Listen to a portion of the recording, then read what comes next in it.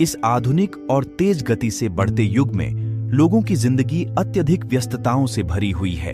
हर कोई किसी न किसी चीज की तलाश में है, चाहे वह सफलता हो, मुकाम हो या फिर जीवन के उद्देश्य की खोज। इसी कारणवश बहुत से लोग स्वयं को आराम देने के लिए समय ही नहीं निकाल पाते, या हो सकता है कि वे खुद को विश्राम का अवसर ही नहीं देना चाहते। प्रत्येक व्यक्ति अपनी इच्छाओं को पूरा करने के लिए निरंतर सक्रिय रहना चाहता है, लेकिन क्या आपने कभी सोचा है कि क्या हमेशा इस तरह की दौड़ धूप में भागते रहना वाकई आवश्यक है? क्या सचमुच में हमें हर चीज के लिए इतनी आपाधापी में रहने की जरूरत है? क्या हर काम इतना आपातकालीन हो गया है कि हम थोड़ा भी विराम नहीं ले सकते? तो जान लीजिए, इसका उत्तर नहीं है।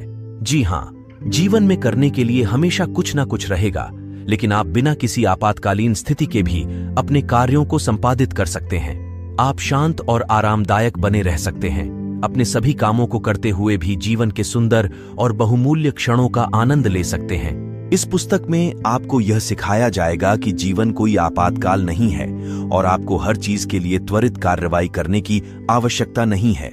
सबसे पहले शांत चित्त से सोच विचार करके निर्णय लें कि कौन सा काम सर्वाधिक महत्वपूर्ण है और फिर उसे पूरा करने के लिए कदम उठाएं। आप जीवन में आने वाली छोटी छोटी बातों का महत्व भी समझेंगे। आप सीखेंगे कि कैसे छोटी छोटी चीजों पर अधिक ऊर्जा और समय व्यर्थ नहीं करना चाहिए और कैसे दुनिया में कुछ भी अधिक महत्वपूर्ण नहीं है। यह दुनिया छोटी छोटी चीजों से ही निर्मित है। आप ऐसी कई तकनीकें सीखेंगे जो आपको जीवन के सरल परंतु संवेदनशील परिस्थितियों को संभालना सिखाएंगी। इस पुस्तक के माध्यम से आप दुनिया को एक नए नजरिए से देखना सीखेंगे, जो आपको आपके दैनिक जीवन की समस्याओं को हल करने में मदद करेगा। तो क्या आप अपनी समस्याओं का समाधान जानने के इच्छुक हैं? क्या आप एक अधिक शांतिपूर्ण और प्रेम से भरी जिंदगी जीना चाहते हैं? तो फिर देर किस बात की, आइए शुरू करते हैं। ये पुस्तक आपको यह भी सिखाएगी कि अगर कोई व्यक्ति आप में कमियां या दोष ढूंढता है तो उसे कैसे संभालना चाहिए, करुणा और दयालुता से कैसे दिलों को जीतना चाहिए और अपूर्ण चीजों में भी कैसे पूर्णता को देखना चाहिए। आज की इस भागदौड़ भरी जिंदगी में हम अक्सर छोटी छोटी घटनाओं और समस्याओं को अनावश्यक रूप से बड़ा बना लेते हैं। यह धारणा कि हर चीज को तत्काल हल किया जाना चाहिए हमें बेवजह की तनाव से भर देती है। परंतु अगर हम इन छोटी समस्याओं पर विचार करना बंद कर दें तो हम अनेकों ऊर्जा बचा सकते हैं, जिसका उपयोग हम जीवन का आनंद उठाने में कर सकते हैं। इस पुस्तक के लेखक रिचर्ड कार्लसन ने एक बहुत ही सरल उदाहरण के जरिए इसे समझाया है। कल्पना कीजिए कि आप एक सुंदर ड्राइव पर हैं और अचानक से किसी ने आपको तेजी से ओवरटेक किया। इस स्थिति में आपकी प्रतिक्रिया क्या होगी? ज्यादातर लोगों की प्रतिक्रिया गुस्से या झुंझलाहट की होगी। कुछ लोग इस घटना को पूरे दिन बार बार दोहराएंगे और एक छोटी सी बात के लिए अनावश्यक तनाव लेंगे, जिससे उनका दिन बर्बाद हो जाएगा।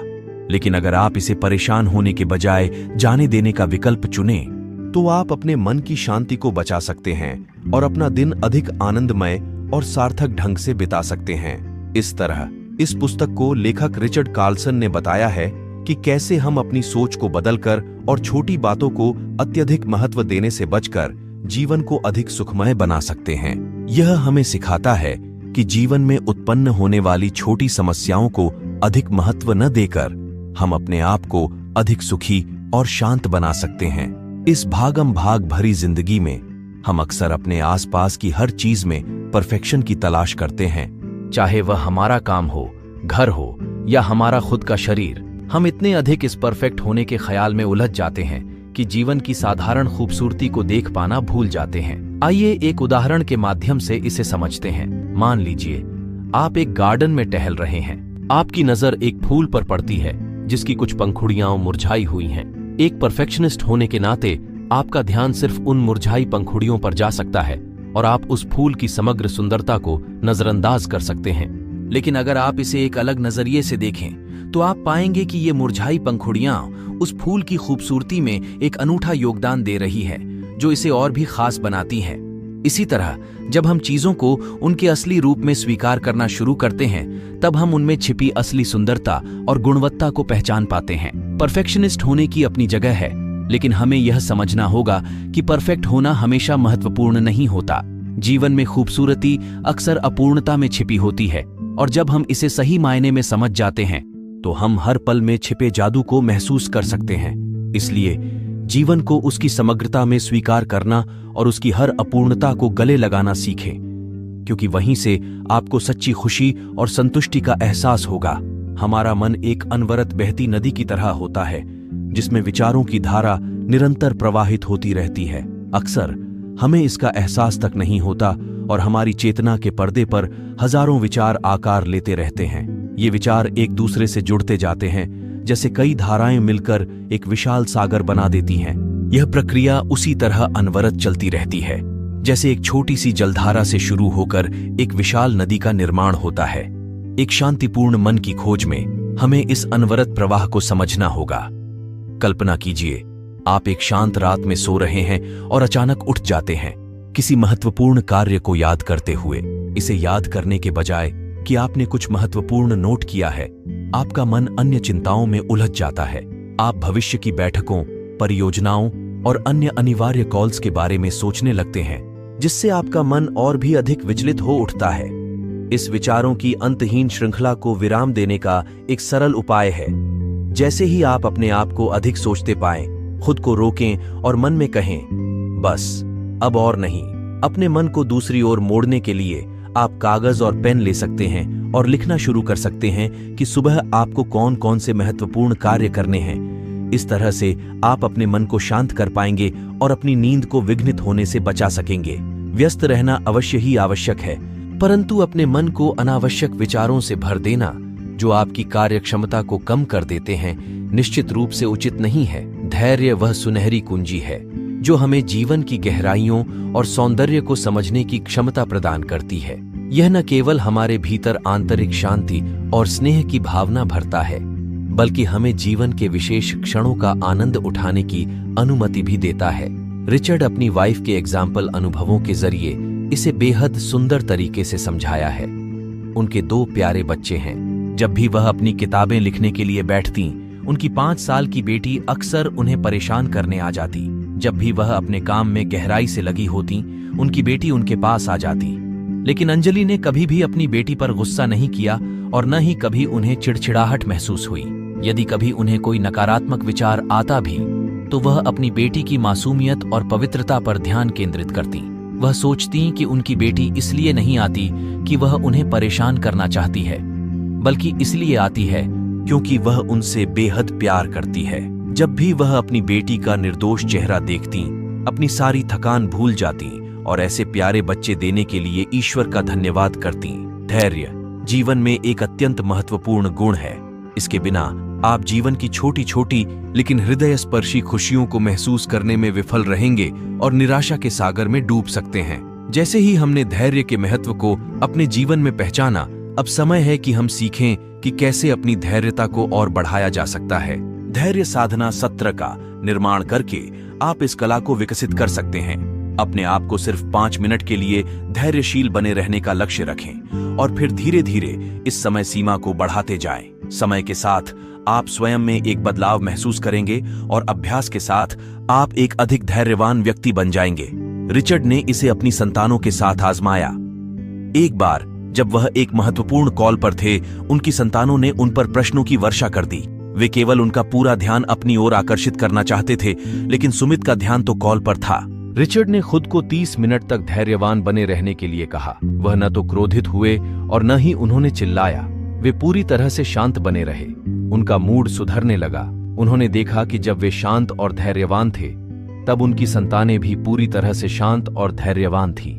उन्होंने कोई शरारत नहीं की और न ही उन्हें किसी प्रकार से परेशान किया। वे दोनों चुपचाप बाहर खेलने चले गए।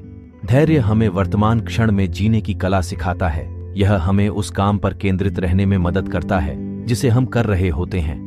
यह हमें बताता है कि किसी हड़बड़ी में कार्य करने की जरूरत नहीं है, कोई आपात स्थिति नहीं है और वह काम थोड़ी देर के लिए प्रतीक्षा कर सकता है। जब आप धैर्य के साथ चीजों को संभालना शुरू करेंगे, तब आप देखेंगे कि आप अपने काम को पहले से ज्यादा बेहतर तरीके से कर पा रहे हैं और आपके संबंध भी मजबूत होंगे। उनमें अधिक प्रेम और विश्वास होगा। सही होने की चाहत को खुशी से आगे नहीं रखा जा सकता। यदि आप एक आनंदित और शांति से परिपूर्ण जीवन जीने की आकांक्षा रखते हैं, तो आपको चीजों को स्वीकार करने की मानसिकता विकसित करनी होगी और दूसरों की सहायता करने या सहायता मांगने की पहल खुद से करनी होगी। रिचर्ड एक ऐसे व्यक्ति को जानते थे जिनका अपनी पुत्री से संबंध तनावपूर्ण था। 3 वर्षों से उस महिला ने अपनी इकलौती पुत्री से बात नहीं की थी। जब रिचर्ड ने कारण पूछा तो उन्होंने बताया कि उनकी पुत्री के जीवन साथी के प्रति उनके विचार बहुत भिन्न थे, जिससे विवाद होते थे और इसीलिए उन्होंने बातचीत बंद कर दी थी। रिचर्ड ने उन्हें अपनी पुत्री से संवाद स्थापित करने के लिए पहल करने की सलाह दी, लेकिन वे सहमत नहीं हुईं। उनका मानना था कि गलती उनकी पुत्री की थी, इसलिए उसे ही पहल करके माफी मांगनी चाहिए।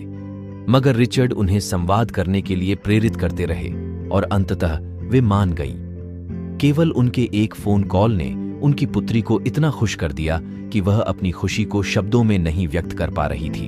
फिर उसने अपनी मां से माफी भी मांगी। दोनों फिर से एक दूसरे के करीब आ गए। अब उनके जीवन में क्रोध और असंतोष की जगह शांति और प्रेम ने ले ली थी। जब भी हमारे बीच छोटे मोटे विवाद या मनमुटाव होता है, हमें दूसरे व्यक्ति की पहल का इंतजार नहीं करना चाहिए। यह मायने नहीं रखता कि कौन सही है और कौन गलत। महत्वपूर्ण यह है कि हमारे हृदय प्रेम और शांति से भरे हों, नफरत और क्रोध से नहीं। छोटी छोटी बातों को मन में रखने से हमारे भीतर कड़वाहट भर जाती है। किसी से स्वयं संपर्क करना यह नहीं दिखाता कि हम गलत हैं और वे सही हैं। इसका अर्थ है कि वह व्यक्ति हमारे लिए विशेष है और हम एक छोटे मनमुटाव के कारण अपने संबंध की मिठास को समाप्त नहीं करना चाहते। किसी भी व्यक्ति के लिए जीवन में उत्साह और नवीनता महत्वपूर्ण होती है, सही? लेकिन विश्वास कीजिए, उबाऊ होना भी हमारे मानसिक स्वास्थ्य के लिए लाभदायक होता है। ये हमें आराम देता है और हमारे शरीर और मन को विश्राम का अवसर प्रदान करता है।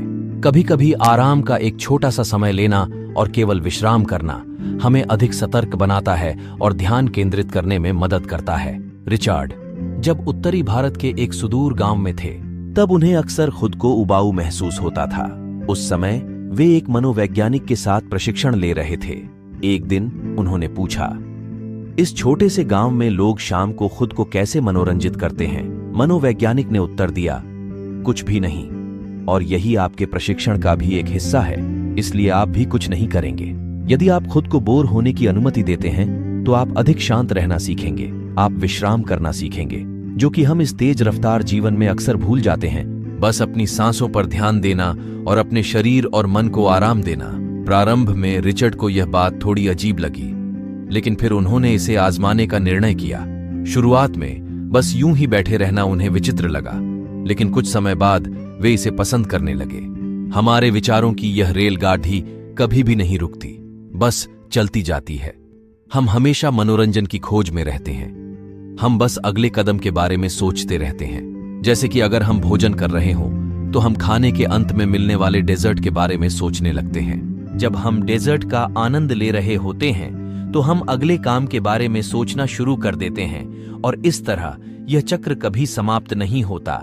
इसलिए हमारे मन को आराम करने का कभी समय ही नहीं मिलता।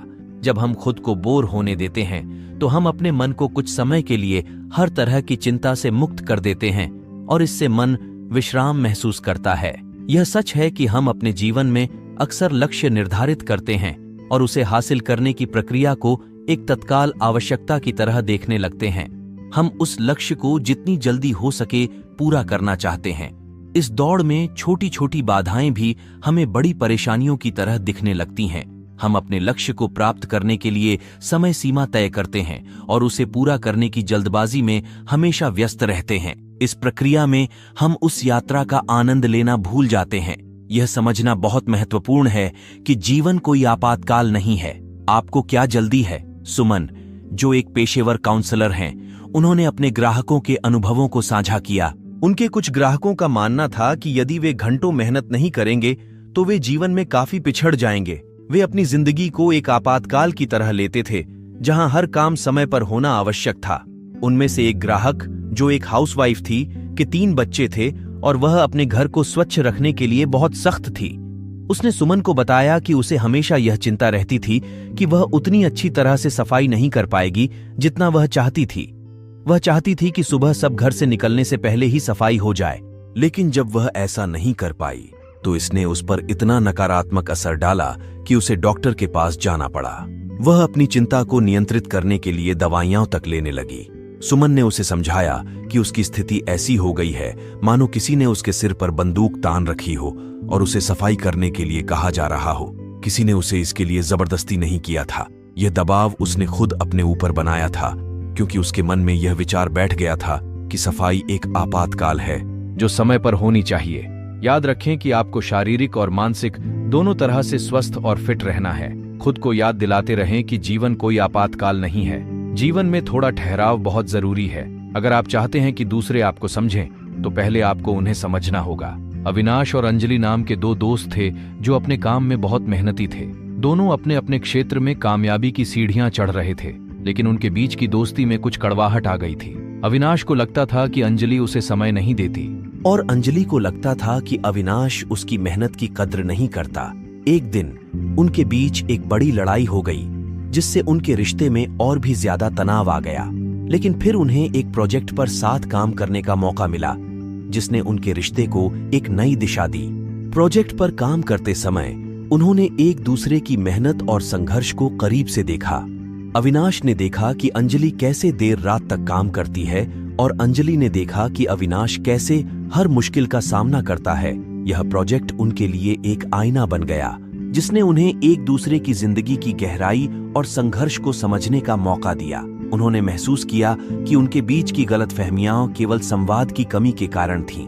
इस अनुभव के बाद उन्होंने अपने रिश्ते में खुलकर बातचीत करने और एक दूसरे की बातों को ध्यान से सुनने का फैसला किया। उन्होंने सीखा कि एक दूसरे को समझने से ही सच्ची दोस्ती और सहयोग की भावना पनपती है। उनकी यह कहानी हमें यह सिखाती है कि एक दूसरे को समझने के लिए खुले दिल और धैर्य की जरूरत होती है। जब हम अपने दिल और दिमाग को दूसरों के लिए खोलते हैं, तो हम न केवल उन्हें बेहतर समझ पाते हैं, बल्कि अपने रिश्तों को भी मजबूत बना पाते हैं। लोग अक्सर खुद को सही साबित करने के लिए दूसरों को नीचा दिखाते हैं। ये जरूरी तो नहीं कि आप तभी राइट होंगे जब दूसरा इंसान रॉन्ग होगा। उल्टा उसे नीचा दिखाकर आपको और ज्यादा बुरा लगेगा, क्योंकि आपके दिल का हिस्सा जहां कंपैशन छुपा होता है वो हर्ट हो जाएगा। इसलिए दूसरों की गलतियां निकालना बंद करें, उसे इग्नोर करना सीखो। आपको राइट होने के बजाय काइंड होने की जरूरत है। इस एटीट्यूड को अपनाने से आप बहुत सेटिस्फाइड और अच्छा फील करेंगे। रिचर्ड अपनी वाइफ के साथ एक बिजनेस प्लान डिस्कस कर रहे थे। उनका प्लान बहुत हिट रहा। इस एक्साइटमेंट में रिचर्ड ने इसका सारा क्रेडिट खुद ले लिया। उनकी वाइफ ने कोई आपत्ति नहीं की। वो अपने पति के लिए खुश थी। कुछ समय बाद रिचर्ड को एहसास हुआ कि ये आइडिया तो उनका था ही नहीं, ये तो उनकी वाइफ का आइडिया था जो इतना सक्सेसफुल हुआ था। उन्होंने अपनी वाइफ से माफी मांगी। उनकी वाइफ ने कहा कि वो रिचर्ड के लिए खुश थी, इसलिए उनसे कोई बहस नहीं की। उनका मानना था कि कोई फर्क नहीं पड़ता कि कौन राइट है और कौन नहीं, सिर्फ खुशी मायने रखती है। दूसरों को समझना और दिल बड़ा रखना हमें खुशी देता है, इसलिए बी काइंड। जिंदगी में छोटे छोटे काम करके बड़ी खुशियां बटोरने का जादू कुछ और ही होता है। दूसरों के लिए अच्छा करने की आदत हमें न केवल आंतरिक संतुष्टि देती है, बल्कि हमें एक बेहतर इंसान भी बनाती है। ये आदत हमें अपने जीवन में उत्साह और मजा अनुभव करने का एक नया नजरिया देती है। रिचर्ड एक छोटे लेकिन खूबसूरत हिल स्टेशन में रहते थे, जहां प्राकृतिक सौंदर्य अपने चरम पर था। लेकिन इस खूबसूरती के बीच एक समस्या थी, लोगों द्वारा इधर उधर फेंका गया कचरा।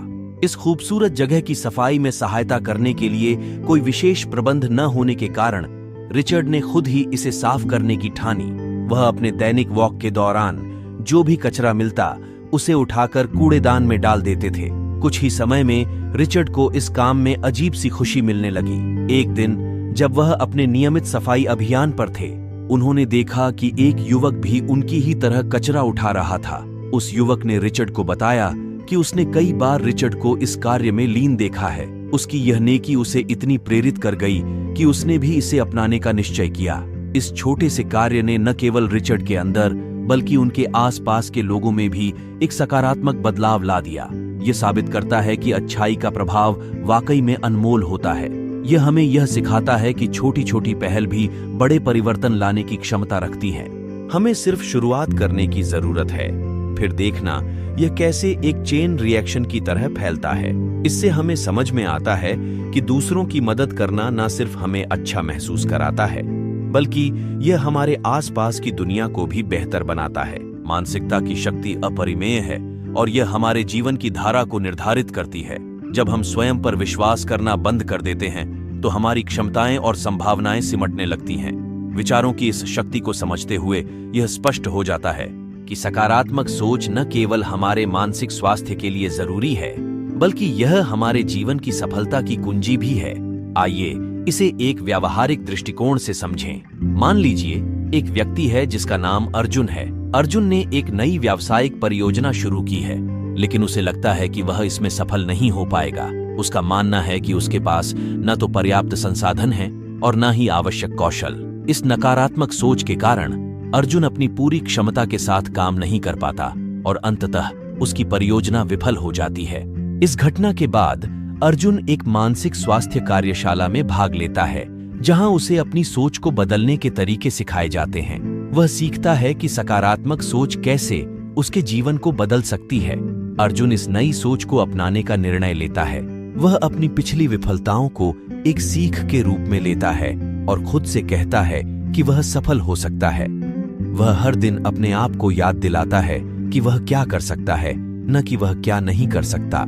इस नए दृष्टिकोण के साथ अर्जुन अपने व्यवसाय को फिर से शुरू करता है। इस बार वह अधिक आत्मविश्वास के साथ काम करता है और उसके प्रयास सफल होते हैं। सकारात्मक सोच के साथ अर्जुन न केवल अपने व्यवसाय में सफलता प्राप्त करता है, बल्कि वह अपने जीवन के अन्य पहलुओं में भी सुधार करता है। उसकी यह यात्रा सिखाती है कि सकारात्मक सोच और आत्मविश्वास के साथ हम किसी भी बाधा को पार कर सकते हैं और अपने सपनों को साकार कर सकते हैं। यह दृष्टांत हमें यही संदेश देता है कि असफलताओं को अंत नहीं, बल्कि एक नई शुरुआत के रूप में देखें। आलोचना का सामना करना हमारे जीवन का एक अवश्यंभावी हिस्सा है, लेकिन इसका जवाब कैसे दिया जाए, यह हमारे विकास और सुधार की दिशा निर्धारित करता है। आलोचना के प्रति हमारी प्रतिक्रिया यह दर्शाती है कि हम अपने आप को किस तरह से देखते हैं और हम अपने आसपास के लोगों के साथ किस तरह के संबंध बनाना चाहते हैं। एक उदाहरण के माध्यम से समझते हैं। सोनिया, एक प्रतिभाशाली लेखिका, अपने संपादक से अपनी नवीनतम पुस्तक के मसौदे पर प्रतिक्रिया प्राप्त करती है। संपादक द्वारा कुछ खंडों पर कड़ी आलोचना की गई है और सोनिया को यह सुनकर निराशा होती है। उसकी पहली प्रतिक्रिया खुद को बचाने की होती है और वह सोचती है कि संपादक उसकी प्रतिभा की सराहना नहीं करता। हालांकि कुछ समय बाद सोनिया ठंडे दिमाग से सोचती है और संपादक की आलोचना को एक अलग नजरिए से देखने की कोशिश करती है। वह यह समझने लगती है कि आलोचना उसके काम को बेहतर बनाने का एक मौका है, न कि उसकी प्रतिभा पर सवाल उठाने का। सोनिया ने संपादक की आलोचना को सकारात्मक रूप से स्वीकार किया और उस पर काम करना शुरू किया। उसने अपनी पुस्तक के उन हिस्सों को पुनः लिखा जिन पर आलोचना की गई थी और उनमें सुधार किया। इस प्रक्रिया ने न केवल उसकी पुस्तक को बेहतर बनाया, बल्कि उसे एक लेखिका के रूप में भी विकसित किया। जब उसकी पुस्तक प्रकाशित हुई तो उसे पाठकों और समीक्षकों से उत्साहजनक प्रतिक्रिया मिली। सोनिया ने महसूस किया कि अगर वह संपादक की आलोचना पर गुस्सा करती या उसे नजरअंदाज करती तो वह इस सफलता से वंचित रह जाती। इस घटना ने सोनिया को यह सिखाया कि आलोचना को स्वीकार करने और उस पर काम करने से न केवल वह अपने काम में सुधार कर सकती है, बल्कि यह उसे व्यक्तिगत और पेशेवर रूप से भी विकसित करता है। यह सिखाता है कि आलोचना को नकारात्मकता के रूप में न देखकर उसे विकास और सुधार के अवसर के रूप में देखना चाहिए। इस अनुभवात्मक यात्रा में आपने एक महत्वपूर्ण जीवन सबक सीखा है। जीवन एक दौड़ नहीं है, बल्कि एक यात्रा है जिसे आनंद लेने की आवश्यकता है। हम अक्सर अपनी जिंदगियों में तेजी और प्रदर्शन को महत्व देते हैं, जबकि वास्तव में यह शांति और संतोष है जो हमें सच्ची खुशी प्रदान करती है। धैर्य और समझदारी से अच्छाई की ओर। यह विचार हमें याद दिलाता है कि जीवन में धैर्य और संयम बरतना कितना महत्वपूर्ण है। जब हम छोटी छोटी चीजों पर प्रतिक्रिया व्यक्त करने के बजाय उन्हें स्वीकार कर लेते हैं, तो हमें एहसास होता है कि जीवन की वास्तविक सुंदरता इन्हीं छोटी चीजों में निहित है। हमने सीखा है कि करुणा और सहानुभूति के माध्यम से हम दूसरों के प्रति अधिक समझदारी और दयालुता प्रदर्शित कर सकते हैं। यह हमें न केवल दूसरों के साथ बेहतर संबंध बनाने में मदद करता है, बल्कि हमारे अपने आत्मसंतोष और खुशी को भी बढ़ाता है। जब हम सीखते हैं कि सही होना हमेशा आवश्यक नहीं है, तो हम खुद को और दूसरों को अधिक आसानी से माफ कर सकते हैं। यह एक ऐसी मानसिकता है जो हमें निरंतर तनाव और चिंता से मुक्त करती है और हमें जीवन की सरलताओं और आनंदों का अधिक आनंद लेने की अनुमति देती है। इस बुक के माध्यम से आपने यह भी सीखा कि कैसे सहजता और विनम्रता के माध्यम से जीवन की अधूरी और अपूर्ण चीजों को स्वीकार करना है। यह समझना कि कोई भी चीज पूर्ण नहीं है, लेकिन फिर भी उसमें सौंदर्य होता है, हमें अधिक खुश और संतुष्ट जीवन जीने की कुंजी प्रदान करता है। इसलिए जीवन की इस अद्भुत यात्रा में अपने मन को विस्तार दें, छोटी छोटी बातों को जाने दें और इस अनमोल उपहार का भरपूर आनंद लें। जीवन एक सुंदर यात्रा है जिसे खुले दिल और मन से जीना चाहिए। तो आशा है आपकी यह बुक समरी अच्छी लगी होगी। हमारे चैनल को सब्सक्राइब करें और बेहतर बने। धन्यवाद।